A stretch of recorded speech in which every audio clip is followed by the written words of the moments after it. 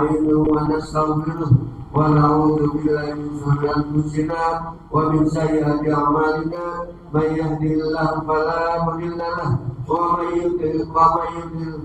يضلل فلا هادي له أشهد أن لا إله إلا الله وحده لا شريك له وأشهد أن محمدا عبده ورسوله اللهم صل وسلم على سيدنا محمد الفاتح لما أغلق والخاتم لما سبق ناصر الحق بالحق والهادي إلى صراطك المستقيم وعلى آله وصحبه حق قدره ومقداره العظيم أما بعد. Yang sama-sama kita hormati dan kita muliakan guru kita Ustaz Muhammad Khairi SPDI, Barakallahu Fikul Hayati wa Barakati Ulumi. Yang sama-sama kita hormati para orang tua, para alim, para ulama, para ustaz, di antaranya orang tua kita Bapak Haji Arun, Bapak Haji Aida, Bapak Madarin, Bapak Haji Ali Solikin, wabil khusus pengurus masyarakat juga yaitu Bapak Haji Ahmad Syed Maida beserta stafnya, jamaah hadirin yang kami hormati, yang mohon maaf tidak kami sebutkan satu persatu namanya, namun kita mengucapkan sahabat dan kagum kami kepada bapak-bapak hadirin sekalian. Puji dan syukur senantiasa kita panjatkan kehadiran ilahi Allah Subhanahu wa Ta'ala, Tuhan yang Maha Kuasa, yang sampai saat ini masih banyak sekali memberikan nikmatnya kepada kita. Yang paling utama yaitu nikmat sehat walafiat, panjang umur, serta nikmat beriman kita dalam Islam, sehingga kita dapat melaksanakan kewajiban kita, yaitu sholat maghrib berjamaah, yang kemudian akan dilanjutkan dengan kajian ilmu kita Nasrul Ibadah, dan insya Allah akan disampaikan oleh guru kita Ustaz Muhammad Khairi SPDI. Selawat dan salam semoga tercurah kepada junjungan kita Nabi besar Muhammad SAW beserta keluarganya, sahabatnya, dan kepada kita sebagai pengikutnya. Mudah-mudahan kita adalah orang yang selalu senantiasa istiqomah dalam menjalankan sunnah-sunnah. Amin, amin, amin ya rabbal alamin. Baik, mari kita mulai saja kajian ilmu yang insya Allah akan disampaikan oleh guru kita Ustaz Muhammad Khairi SPDI. Kepadanya waktu dapat kami masuk. Sallu ala Nabi Muhammad. Assalamualaikum warahmatullahi wabarakatuh. Waalaikumsalam. Bismillahirrahmanirrahim. Alhamdulillahirabbil alamin. Wassalatu wassalamu ala asyrafil anbiya'i wal mursalin Sayyidina wa habibina wa syafi'ina Muhammadin wa ala alihi wa sahbihi ajma'in. Qala rabbis shrah li sadri wa yassir li amri wahlul 'uqdatam min lisani yafqahu qawli. Qalu subhanaka la ilma lana illa ma 'allamtana innaka antal alimul hakim. Inna ahsanal hadithi kitabullah wa ahsanal hadi Muhammadin sallallahu alaihi wasallam wa syarrul umuri muhdatsatuha wa innama tu'aduna la'atin wa ma antum bimu'jizin. Amma ba'du. Hadratal mustaramin, para kiai, para asatid, para sepuh, para tokoh masyarakat, para tokoh agama, wabil khusus segenap pengurus Mushola Tanzilul Huda yang saya muliakan. Ada Al-Ustadz Haji Su'aib Mahindra, ada Imam Rawatib kita Al-Ustadz Arifin, orang tua kita Bapak Haji Harun, Bapak Haji Ali Sodikin, semuanya para hadirin semuanya. Mohon maaf tidak disebutkan namanya satu persatu, namun demikian tidak mengurangi rasa hormat dan takzim saya kepada beliau semuanya. Kita bersyukur kehadirat Allah Subhanahu wa Ta'ala. Malam ini kita masih dalam kesempatan yang baik yang telah diberikan oleh Allah Subhanahu wa Ta'ala, yaitu melakukan ibadah sholat berjamaah di musola yang mulia ini, dilanjutkan dengan kajian taklim atau taklim dengan materi kitab Nasrul Ibad. Mudah-mudahan bermanfaat bagi kita semuanya untuk bekal kita di dunia dan akhirat nanti. Salatullah wa salamuhu ala Rasulillah Muhammad sallallahu alaihi wasallam. Mudah-mudahan kita termasuk umatnya yang cinta kepada beliau, kelak dapat bersama beliau di dalam surganya Allah Subhanahu wa taala. Bapak-bapak, para hadirin, para jamaah yang dimuliakan oleh Allah Subhanahu wa taala, saya lanjutkan kajian kita bab yang ke-10, maqalah yang ke-6. Qala al-muallifu rahimahullahu taala wa nafa'ana bihi wa bi ulumihi fid dharain amin. Bismillahirrahmanirrahim. Wal maqalatus sadisatu, maqalah yang ke-6 dari bab yang ke-10. Qala alaihi salatu wassalam, bersabda Rasulullah Muhammad sallallahu alaihi wasallam, asyaratun min hadhil ummah ay al muhammadiyah hum kuffarun billahil azimi wa yadhunnuna annahumul mu'minuna. Ada 10 perkara dari umat Nabi Muhammad ini di mana mereka itu adalah orang-orang kafir. Aneh, umat Muhammad tapi kafir. Mereka adalah kafir kepada Allah Subhanahu wa taala, wa yadhunnuna annahumul mu'minun. Tapi mereka merasa mereka beriman kepada Allah, padahal kafir. Ada orang kafir kufur terhadap Allah tapi merasa beriman. Ada 10 golongan kata Rasulullah Muhammad sallallahu alaihi wasallam. Yang pertama, al-qatilu li muslimin. Mungkin saya baca dulu. Yang pertama, al-qatilu li muslimin, orang yang membunuh orang Islam. Saya lanjutkan dulu. Au dhimmiyin bi ghairi haqqin, atau membunuh orang kafir tapi orang kafir itu di dalam tanggungan orang Islam, keamanannya. Ada orang kafir yang mengganggu kita, Pak. Ada orang kafir yang tidak mengganggu kita. Orang kafir yang tidak mengganggu kita itu namanya kafir dhimmi, mengikuti aturan-aturan kita.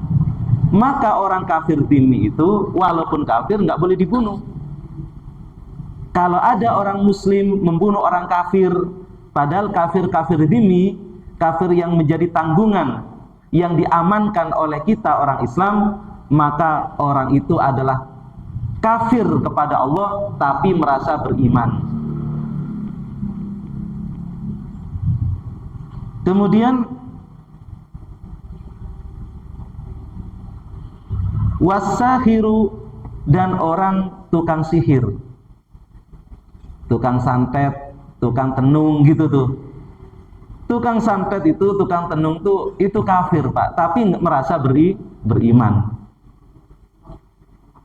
Kemudian selanjutnya wad-dayyus. Dayyus alladzi la yagharu ala ahlihi. Dayyus itu adalah orang yang tidak punya rasa cemburu terhadap istrinya. Jadi nggak punya rasa cemburu terhadap istrinya. Dia adalah dayyus, namanya dayyus. Dia adalah orang kafir tapi merasa beriman, nggak merasa dirinya kafir. Saya lanjutkan dulu. Mana itu? Wa mani'uz zakati, dan orang yang tidak mau membayar zakat. Dia adalah kafir tapi merasa beriman. Wa syaribul khamri, dan pemabuk, orang yang suka minum khamr. Dia adalah orang kafir tapi merasa beriman. Wa man wajaba alaihil hajju, wa man wajaba alaihil hajju falam yahujja, dan orang yang punya kewajiban menunaikan ibadah haji tapi tidak mau haji, itu adalah orang kafir tapi tidak merasa kafir, merasa beriman. Wasa'i fil fitani, dan orang yang berjalan untuk menebarkan fitnah, kemana-mana pergi untuk menebarkan fitnah. dia adalah orang kafir, tapi tidak merasa kafir, justru merasa beriman. Waba'i'us silahi min ahlil harbi, dan orang yang menjual senjata kepada musuh. Musuhnya Islam, maksudnya saya orang Islam, lalu saya menjual senjata, saya jual kepada orang-orang kafir yang memusuhi Islam. Maka saya ini termasuk orang kafir tapi merasa beriman. Kemudian wanakihul mar'ati fi duburiha, orang laki-laki yang menggauli istrinya dari jalan belakang. Duburnya yang dikumpulin, apa yang disetubuhin, bukan kubulnya. Itu adalah orang kafir tapi merasa beriman. Kemudian wanakihu dzati rahimin mahramin, dan orang yang menikahi saudaranya istri, padahal istrinya statusnya masih saudaranya orang itu. Ada orang punya istri, istrinya punya saudara cewek, ceweknya dinikahin, nggak sah, haram, ya kan ya. Kalau masih saudaranya itu masih statusnya istri kita, maka kita nggak boleh kawin dua dengan saudara istri, nggak boleh. Kalau ada yang melakukan, nikahnya nggak sah, batal, dan orang itu dianggap kafir tapi tidak merasa kafir, justru merasa beriman. Nah, ini yang penting Pak, yang penting. Jadi nggak boleh dipotong-potong. In alima hadhil af'ala halalan kafaro. Jadi yang dimaksud kafir tadi itu ya, kalau orang yang melakukan itu menganggap atau meyakini itu perkara halal. Kalau tidak menganggap perkara halal, ya tidak kafir walaupun dosa besar. Nah, ini garis bawahnya nih. Ya, apa yang pertama? Membunuh orang Islam maka dianggap kafir. Kalau dia meyakini bahwasanya membunuh orang Islam itu halal, padahal haram. Kalau orang membunuh orang Islam, dia merasa salah, dia merasa haram, maka membunuhnya dosa besar, tidak sampai kafir. Termasuk sihir, santet, tenung, dan segala macam. Orang melakukan santet itu Pak, itu hukumnya dosa, dosanya dosa besar. Tapi apabila dia meyakini bahwasanya sihir atau santet itu hukumnya halal, boleh-boleh saja, maka hukumnya jadi kafir. Banyak di antara umat Nabi Muhammad itu, kata Rasulullah, yang dirinya itu sebenarnya sudah terjerumus dalam kekafiran, tapi sementara dia tidak merasa kafir. Nah, ini kita ulas sedikit demi sedikit.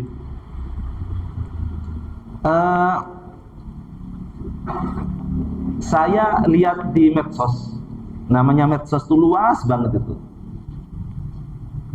Ada seorang polisi, katanya si oknum di Pekalongan, gitu loh. Di antara ucapannya polisi itu begini, saking bencinya kepada Habib Rizik, saking gedeknya Habib Rizik, sampai polisi itu ngomong begini Pak, saya siap penggal lehernya Rizik. Saya siap penggal lehernya Rizik. Ternyata orangnya mati Pak, mati duluan. Ya, lehernya Habib Rizik belum sempat dia penggal, dia mati duluan. Kenapa dia dengan lantangnya tuh kok mengatakan saya siap penggal lehernya Rizik? Kenapa dengan lantangnya mengatakan begitu? Apa nggak tahu kalau itu dosa? Atau menganggap itu adalah perbuatan yang halal, yang direlakan oleh Allah, yang diridhoi oleh Allah. Kalau dia menganggap perbuatan itu walaupun tidak membunuh Pak, dianggap perbuatan yang halal, itu jadi murtad, kufur Pak. Jadi kalau saya contohkan begini, ada si A, ada si B. Si A itu membunuh,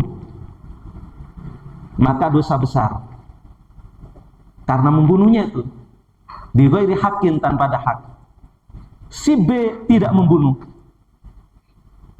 tapi si B itu berkeyakinan bahwasanya membunuh itu halal, padahal haram. Ya, wahai si B, kenapa si A itu membunuh? Oh, nggak apa-apa, membunuh itu boleh. Murtad, Pak. Dosanya lebih besar si B yang tidak membunuh itu daripada si A yang membunuh. Kenapa? Si A yang membunuh itu dosanya dosa besar, tapi nggak sampai murtad. Tetapi si B karena berkeyakinan menganggap membunuh itu adalah perbuatan yang halal, maka hukumnya kafir. Tapi dia tidak merasa. Mendingan membunuh, Pak. Masih ada harapan masuk surga. Asalkan tidak murtad, daripada tidak membunuh tetapi murtad gara-gara menghalalkan membunuh yang oleh Allah diharamkan. Hati-hati. Kemudian sahir, tukang sihir ya, orang tenung, ahli tenung atau tukang sihir. Tukang sihir itu macam-macam. Ada yang tukang sihir itu tujuannya untuk melumpuhkan orang, biar orang lumpuh nggak bisa ngapa-ngapain. Dosa besar. Kalau meyakini itu perbuatan yang boleh, maka hukumnya murtad, kafir. Ada tukang sihir itu yang targetnya itu untuk membunuh orang. Ada yang targetnya untuk membunuh karakter orang. Ada yang targetnya itu untuk membunuh usaha orang. Ya kan? Ada orang kafir itu, ada orang yang tukang sihir itu targetnya untuk memisahkan orang. Di antaranya memisahkan antara anak sama orang tuanya, memisahkan antara suami dan istrinya. Itu termasuk perbuatan-perbuatan tukang sihir. Hukumnya dosa besar. Kalau dianggap halal, murtad alias kafir. Kemudian wadayus, dayus tidak punya rasa cemburu kepada istrinya. Jadi istrinya diajak sama orang lain, ayo nih nonton bioskop. Bang, saya diajak nonton bioskop sama temen lama saya. Oh iya, silakan. Dosa besar, Pak. Nggak punya rasa cemburu kepada istrinya. Kalau dianggap itu perbuatan yang halal, maka jadi kafir. Tetapi tidak merasa dia kafir. Ruwiya annahu sallallahu alaihi wasallam, diriwayatkan bahwasannya Rasulullah sallallahu alaihi wasallam bersabda, inna minal ghirati ma yuhibbullahu wa minha ma yubghidullahu. Jadi cemburu ini, Pak, ini buat kita para suami. Cemburu itu ada yang disenangi oleh Allah, ada yang dibenci oleh Allah. Jadi nggak semuanya cemburu itu disenangi. Jadi gini, Pak, suami itu wajib punya rasa cemburu kepada istri, wajib. Tapi cemburu ada tempatnya. Karena cemburu itu ada yang disukai oleh Allah, ada cemburu yang tidak disukai oleh Allah. Rinciannya, wa inna minal khayala'i ma yuhibbullah. Oh, ini masih belum.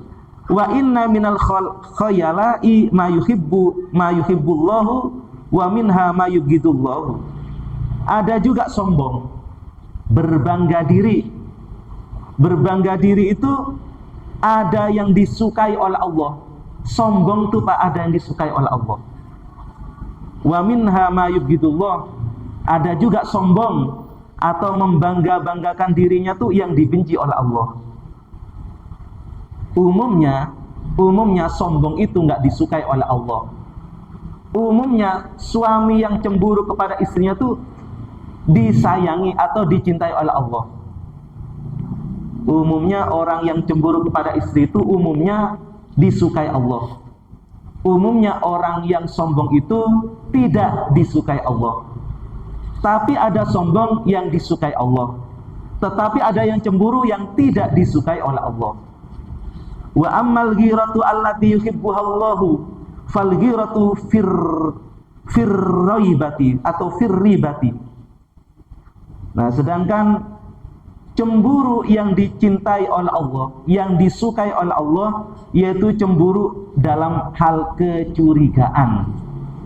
Jadi kalau kita curiga, Pak, ada cowok Itu kalau mandang istri kita kok ada sesuatunya kayaknya curi. Ini saya kok curiga sih sama cowok itu, kok begini sih? Saya jadi cemburu. Wajib cemburu, Pak. Allah suka kepada orang itu. Ketika kita curiga ada orang lain ngelirik-ngelirik istri kita, ya kan, mencurigakan, maka kita wajib cemburu dan Allah suka kepada kita. Wa ammal ghiratu allati yubghiduha Allah fal ghiratu fi ghairi riba. Sedangkan cemburu yang Allah benci adalah cemburu di selain kecurigaan. Kalau nggak curiga jangan cemburu, Pak. Kita punya istri, kita lagi jalan-jalan sama istri kita. Kemudian istri kita tuh ketemu sama gurunya waktu SMA dulu, guru cowok. Atau ketemu sama ustadznya waktu di pesantren dulu. Bang, itu ada guru saya, ada ustadz saya. Disamperin, ngobrol, oh gimana kabarnya? Sehat Pak Guru, sehat Pak Ustadz. Loh, kita suami tuh jangan cemburu, Pak. Nggak boleh cemburu gitu. Masa sih curiga sama ustadznya? Kecuali kalau ustadznya emang mencurigakan gitu tuh. Masa sih curiga kepada gurunya? Kecuali kalau gurunya memang mencurigakan.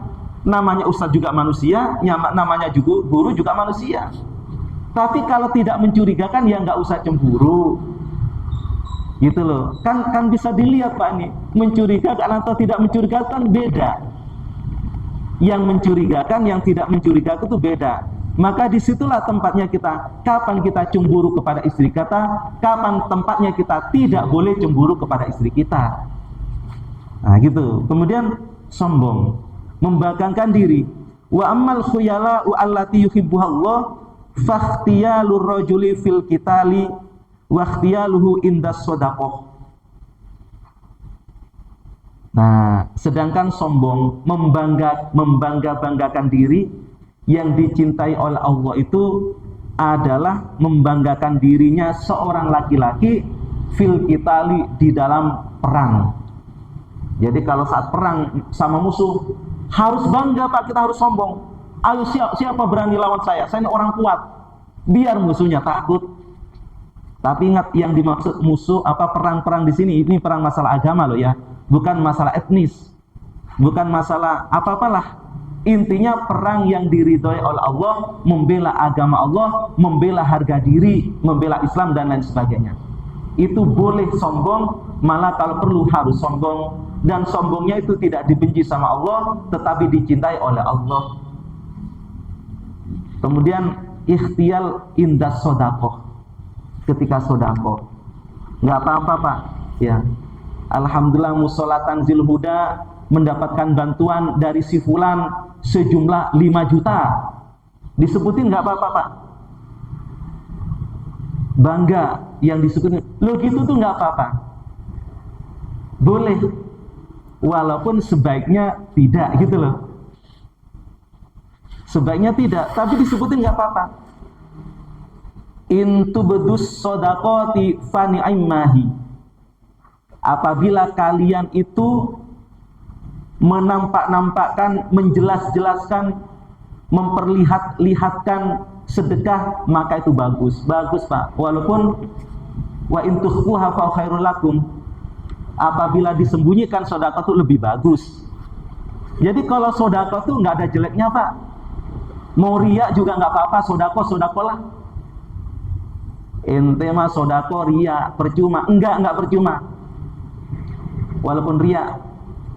Kenapa barangkali riyanya tuh sedekahnya tuh nggak diterima amalnya oleh Allah karena sedekahnya riya, tapi nyenengin hati orangnya itu tetap. Kalau saya, Pak, dikasih orang sesuatu, walaupun orangnya nggak ikhlas, walaupun orangnya ria, hati saya tetap senang. Hati saya tetap senang. Hati saya tidak menjadi tidak senang gara-gara orangnya nggak ikhlas. Gitu. Makanya sering saya katakan, kalau saya dikasih 2 pilihan, coba pilih salah satu. Kalau kamu mau dikasih duit sama 2 orang, orang pertama ngasih duit kamu 100.000, tapi ikhlas karena Allah, ngasih 100.000 kepada saya, tapi ikhlas karena Allah. Lalu orang kedua ngasih kamu duit 1 juta tapi riya, ingin dipuji orang, nggak karena Allah. Pilih yang mana? Saya tetap pilih yang itu, yang 1 juta, biarin, ya kan? Sebab kalau saya dikasih uang 100.000 saya seneng Pak, saya seneng. Tapi kalau dikasih uang 1 juta saya lebih seneng, artinya senengnya double, berlipat-lipat, ya tentu 10 kali lipat.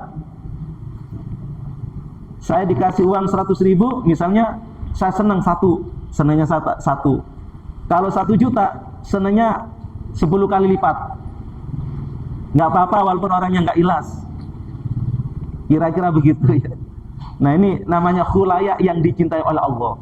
Intu bedus sodakoti fani immahiyah. Apabila kalian tuh menampak-nampakkan, menjelas-jelaskan sodakonya biar ketahuan orang, itu masih tetap bagus kata Allah.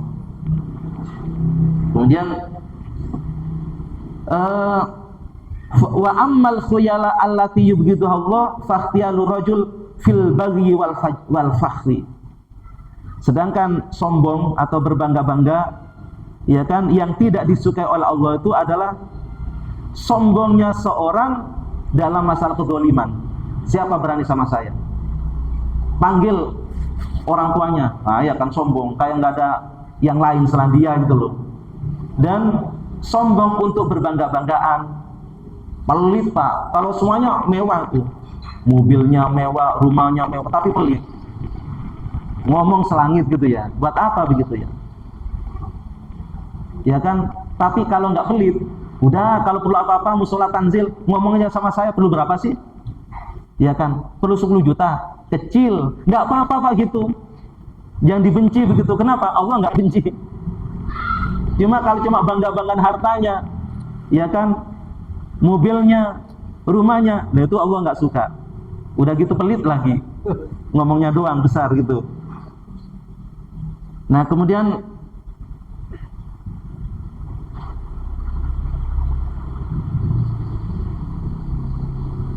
ini waruya annahu sallallahu alaihi wasallam innallaha ta'ala la yaqbalu yaumal qiyamati minas syukur. Ada istilah syukur tadi, dayus, sekarang ada syukur. Kata Rasulullah, sesungguhnya Allah tidak menerima kelak di hari kiamat minas syukur, orang syukur, orang yang namanya syukur, bukan namanya syukur Pak. Allah nggak suka sama syukur. Jadi ibadahnya orang syukur itu nggak diterima sama Allah besok dari kiamat. Sorfan wala adlan, baik amalan wajib atau amalan sunnah. Jadi ada orang yang suka beramal amal wajib, yang sunnah juga dijalankan, tapi orang tuh syukur nggak diterima sama Allah. Apa syukur tuh? Sahabat nggak ngerti. Kila ditanyakan, wa mas syukur ya Rasulullah, wahai Rasulullah, syukur itu apa sih? Kami nggak ngerti. Dijawab oleh Rasulullah, alladzi yudkhilu ala ahlihi ar-rijala. Syukur itu adalah orang laki-laki yang memasukkan orang-orang laki-laki kepada istrinya. Jadi memasukkan orang laki-laki untuk dipertemukan dengan istrinya. Ngapain itu? Berarti nggak benar. Ada sih humor lucu Pak, saya baca ya buku humor sih itu yang nggak ada sumbernya dah. Ya, jadi ada seorang laki-laki itu mau menikahi seorang pelacur. Laki-laki mau menikahi pelacur, si pelacur bertanya-tanya, abang mau nikahin saya? Iya dek, saya mau nikahin kamu. Abang serius? Iya dek, saya serius. Abang tahu kan kalau saya pelacur, justru itu saya menikahi kamu karena kamu pelacur. Nanti kalau abang menikah sama saya, terus gimana bang saya? Ya tetap aja jadi pelacur, begitu. Nah, ya kan? Kenapa kok saya tetap jadi pelacur walaupun jadi suami abang? Ya kamu nanti setor sama saya, begitu. Loh mungkin itu Pak yang dinamakan syukur itu Pak. Macam-macam begitu tuh. Jadi membiarkan istrinya tuh. Kan ada orang dagangan istri itu ya. Ada loh itu Pak, bukan nggak ada di dunia itu. Ya kemarin-kemarin kita dengar berita di TV itu ada begitu tuh. Betapa teganya seorang suami itu menjajakan istrinya. Istrinya terpaksa mau itu masih ada bagusnya. Karena maunya karena terpaksa. Tapi kalau istrinya mau banget gitu ya udah nggak bener tuh. Lo orang yang seperti itu tuh, taruhlah rajin sholat fardu, taruhlah rajin sholat sunnah, taruhlah rajin baca Quran, tapi istrinya dijajakan kepada laki-laki lain, maka nggak akan diterima oleh Allah amal ibadahnya, baik yang wajib atau yang sunnah. Itu syukur, namanya syukur. Kemudian berikutnya wamani zakat, orang yang nggak mau zakat. Orang yang nggak mau zakat itu dosanya dosa besar. Tetapi kalau dia yakin bahwasanya zakat itu nggak wajib, murtad, kafir. Kemudian saya lanjutkan. Nah, kata Rasulullah, ma min sahibi dhahabin wala fiddatin la yu'addi minha haqqaha. Tidak ada orang yang punya emas, punya perak, tetapi tidak menunaikan haknya, illa idza kana yaumul qiyamati suffihat lahu sofaihu min narin fa ahma 'alaiha fi nari jahannama fatukwa biha jambahu wa jabinahu wa dhahrahu kullama baradat kullama barudat uidat lahu fi yaumin kana miqdaru 50 alfasanatin hatta yufdo bainal ibadi fayarosabilahu imma ilal jannati wa imma ilan nar. Jadi gini maksudnya, orang kalau berkewajiban zakat tapi nggak zakat, maka oleh Allah besok di hari kiamat orang itu akan dikasih pedang yang lebar. Jadi ada pedang tapi lebar Pak, bukan tipis gini, lebar pedangnya tuh. Lalu pedang itu dibakar di api neraka jahanam, lalu ditempelkan pedang itu kepada lambungnya, kepada perutnya orang yang tidak mau zakat itu, dan kepada jidatnya, kepada dahinya. Jadi dicas pakai apa tuh? Perutnya sama jidatnya tuh dicas pakai pedang. Pedangnya panas karena habis dibakar di neraka jahanam. Punggungnya juga begitu. Punggungnya juga dicas pakai pedang panas itu. Kalau pedang itu sudah dingin, maka dibalikin lagi, dibakar lagi, dicaskan lagi, dingin, bakar lagi. Begitu seterusnya, miqdaro khamsina alfasanatin, kira-kira sampai 50.000 tahun. 50.000 tahun digituin sama Allah. Orang yang nggak mau menunaikan zakat itu, sampai-sampai mereka ditampakkan oleh Allah di depan orang banyak orang lihat. Tuh orang tuh digituin sama Allah. Semua orang lihat, dipermalukan oleh Allah.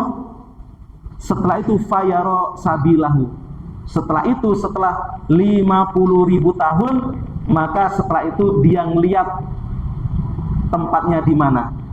Bisa jadi dia masuk surga, bisa jadi dia masuk neraka.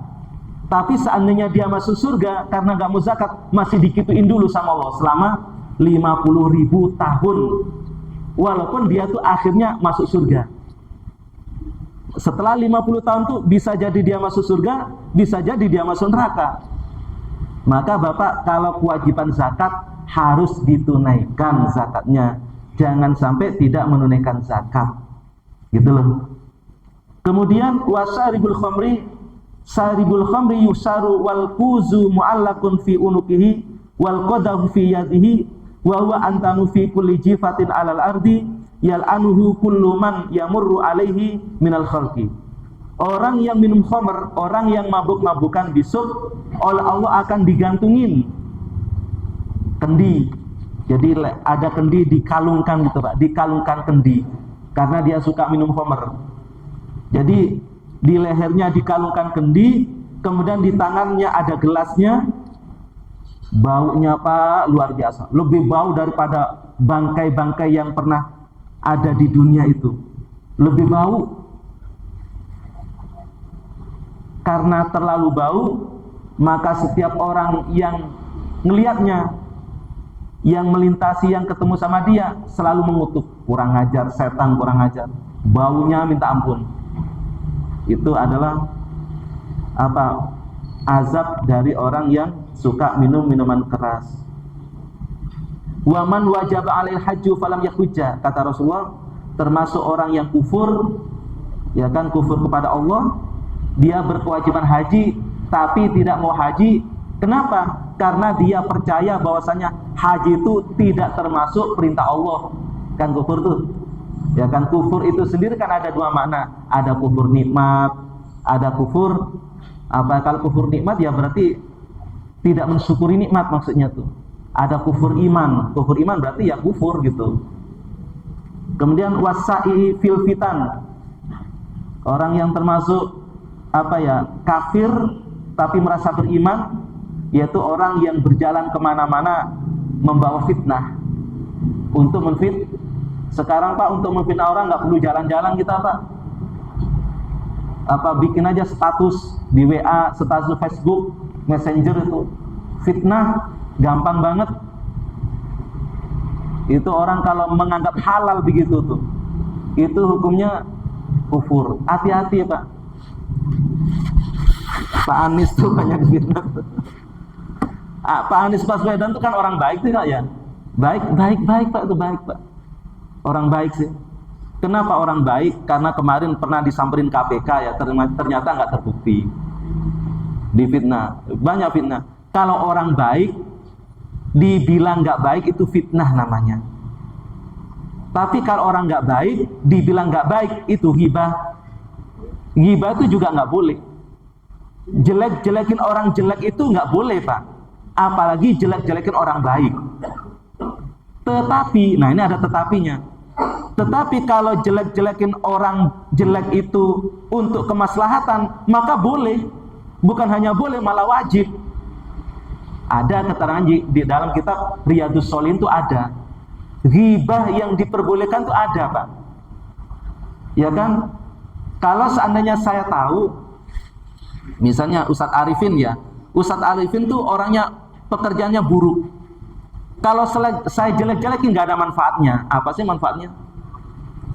Saya mengungkapkan kejelekan Ustadz Arifin. Manfaatnya apa? Nggak ada. Maka nggak boleh disebarluaskan kejelekannya itu.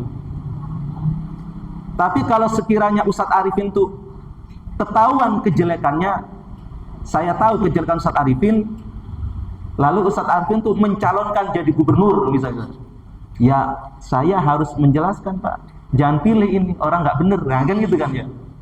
Kenapa? Sebab kalau saya tidak menjelaskan, mudaratnya lebih besar. Nah gitu tuh, saya ulangi lagi. Jadi menjelek-jelekan orang jelek itu nggak boleh, apalagi menjelek-jelekan orang baik. Tapi mengungkapkan kejelekan orang yang jelek itu dianggap bagus, bahkan wajib kalau untuk kemaslahatan yang berkaitan dengan agama, begitu. Kemudian saya lanjutkan dikit lagi. Tadi wabai usila yang menjual senjata ke apa ya, ke Papua dah, yang operasi apa OPM tuh ya. Kita jual senjata kok, itu termasuk ya kan kufur kalau dianggap tuh halal. Kalau tidak dianggap halal ya berarti enggak gitu. Kemudian menikahi perempuan, apa, mengumpuli perempuan dari arah belakangnya, menikahi saudara istrinya sendiri, saudari istrinya sendiri, itu juga hukumnya kafir. Kalau in alima hadhil af'ala halalan kafaro, apabila dia yakin bahwasanya perbuatan-perbuatan yang tadi disebutkan ada 10 itu hukumnya halal, maka orang itu dihukumi kafir. Wallahu a'lam bishawab. Demikian yang dapat saya sampaikan, mudah-mudahan menjadi ilmu yang bermanfaat bagi kita semuanya. Amin ya rabbal alamin. Hadanallahu wa iyyakum ajma'in. Wal afwa minkum. Assalamualaikum warahmatullahi wabarakatuh. Udah mau isya, udah mau isya. Ya. Masih belum saja. Isya dikit lagi kali saja. Iya, baik. Iya. Iya. Ada yang mau ditanyakan boleh kalau ada.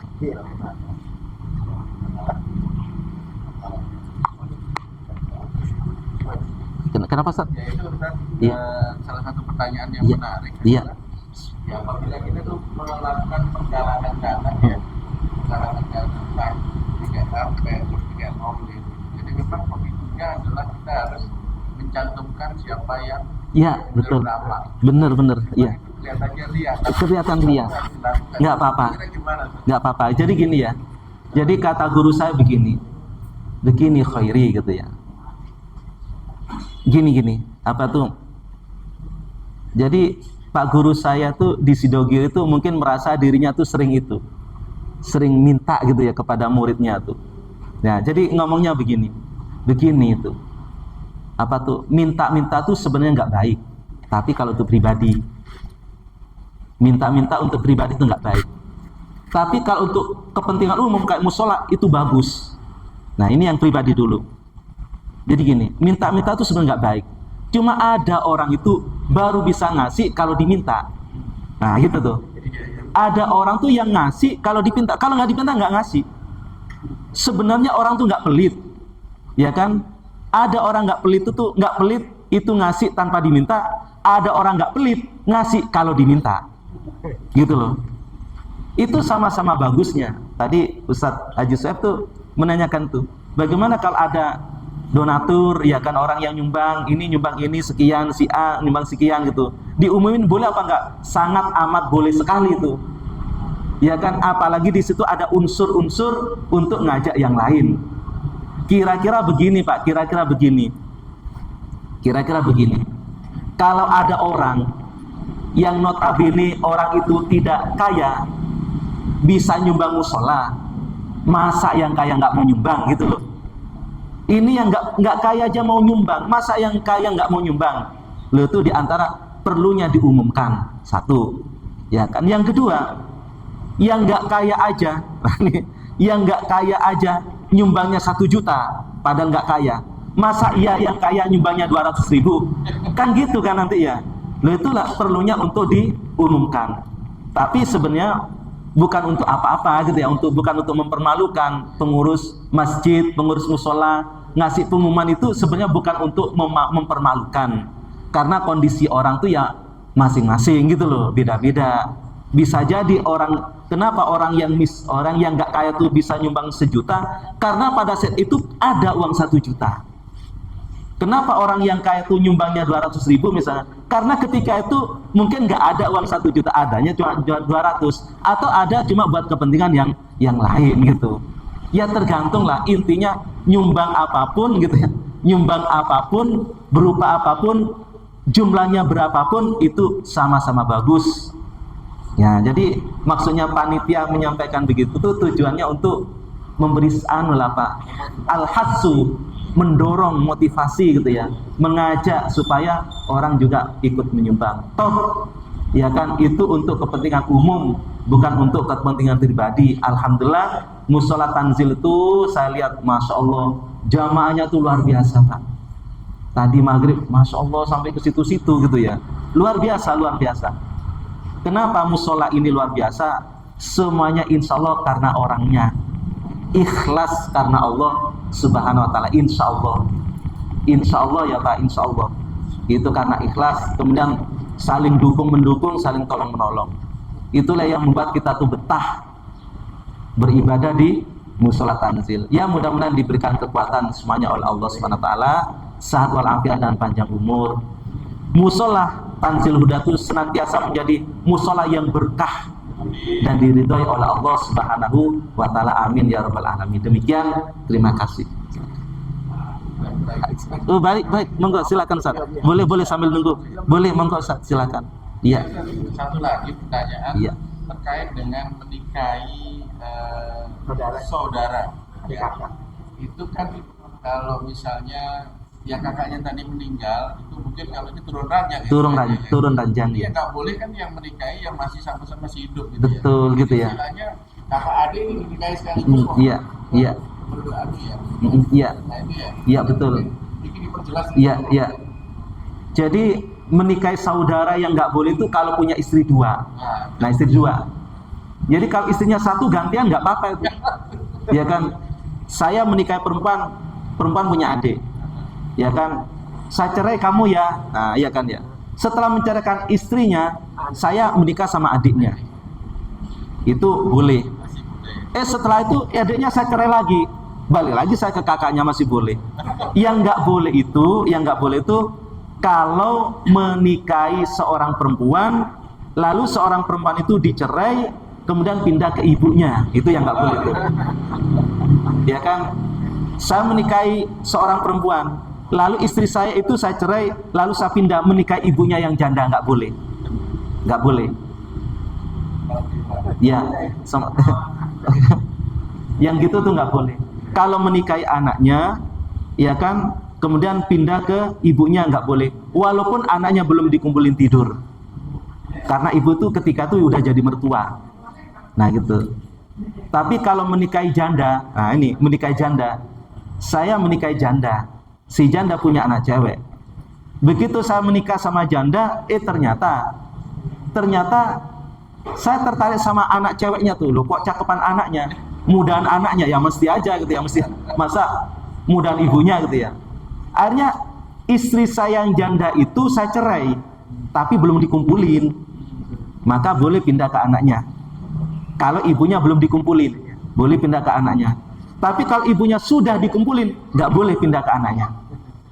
Nah, tapi kalau saya menikahi perawan, menikahi anak perempuan, ya kan, kemudian saya mau pindah ke ibunya, nggak boleh. Walaupun anak perempuan itu tadi belum saya kumpulin, apalagi sudah dikumpulin. Nah itu. Baik, terima kasih. Syukran Ustaz. Afwan, monggo. Ya.